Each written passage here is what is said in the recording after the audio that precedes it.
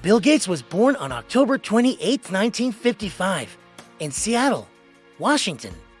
He grew up in a middle-class family. His father was a lawyer, and his mother was a teacher and businesswoman. From the very beginning, Bill was curious. He loved to ask questions and find answers in books.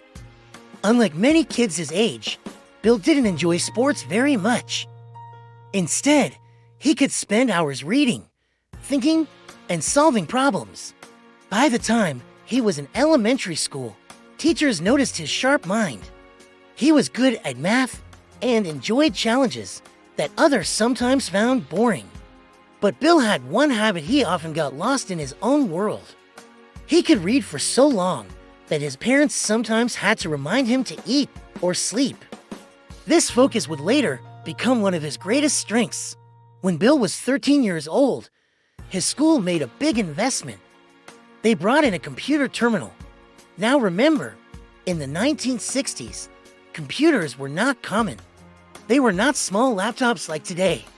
They were giant machines that filled whole rooms, and they were very expensive to use. Most kids had never even touched one. But when Bill sat in front of that computer for the first time, something clicked inside him. It felt like magic. He realized he could write instructions to tell the machine what to do. This was called programming. Bill quickly became obsessed. He would spend every free moment typing commands and solving problems. Sometimes, he and his friends would sneak into the computer lab late at night. They wanted to test their code and learn as much as they could. Bill once said that he was so addicted to programming that he skipped classes just to spend more hours with the computer. This passion led him to meet another boy, Paul Allen. Paul was a little older, but he shared the same love for computers. The two of them became close friends. Together, they explored what computers could do. They even worked on small projects, like creating programs to schedule classes for their school. It wasn't just fun, it was practice for their future. Both Bill and Paul had a bold idea. They believed that one day, computers would not just belong to scientists and big companies. They believed computers would be in every home, used by ordinary families. At that time, almost no one agreed. Most people thought computers were too big, too expensive, and too complicated. But Bill and Paul didn't care what others thought. They believed in their dream. After high school, Bill went to Harvard University. It was one of the most famous schools in the world. His parents were proud because Harvard was very difficult to get into. At Harvard, Bill studied mathematics and computer science. But he was not like the other students. While they focused on grades, Bill kept thinking about business ideas. Then one day, Paul Allen showed him a magazine article. The article talked about a new small computer called the Altair 8800. It was one of the first personal computers.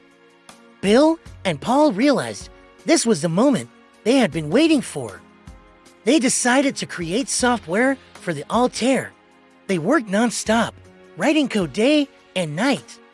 Their program worked, and the company that made the Altair was impressed. Bill was only 19 years old at the time. He now faced a big decision. Should he continue at Harvard, or should he chase his dream? Bill chose his dream. He dropped out of Harvard to start a business with Paul Allen. In 1975, they officially created a company called Microsoft. The name came from microcomputer and software. At first, Microsoft was very small. They worked out of tiny offices, sometimes even sleeping at their desks. They didn't have much money, but they had energy, ideas, and determination. Then came their biggest breakthrough. In the early 1980s, IBM, a huge computer company, asked Microsoft to provide software for their new personal computers. Bill agreed, even though Microsoft didn't yet have the software ready. He made a deal, bought a basic program from another company, and improved it into something called MS-DOS. This deal made Microsoft very successful. But Bill wanted to go further. He dreamed of software that was not only powerful, but also easy for anyone to use. In 1985, Microsoft released Windows. This changed everything.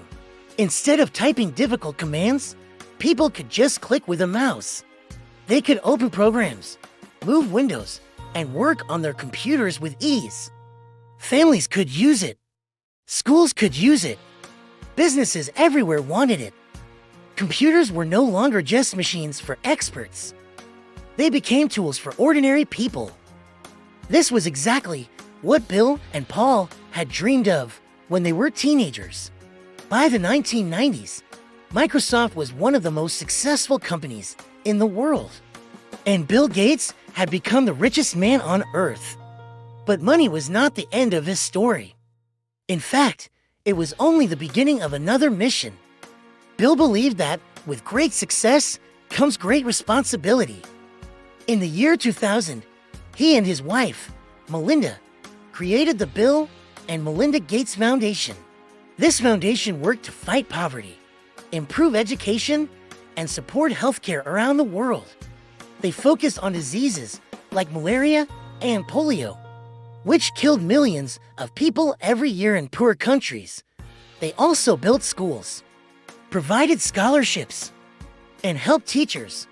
Bill's goal was simple: to give people the chance to live healthy and educated lives. Over the years, his foundation became the largest private charity in the world. It saved millions of lives. It gave opportunities to children who never had them before. And it reminded the world that success is not just about how much money you make. It's about how much good you do with it. Bill Gates' life gives us many lessons. He shows us that curiosity can spark a passion. He shows us that hard work and determination can turn dreams into reality.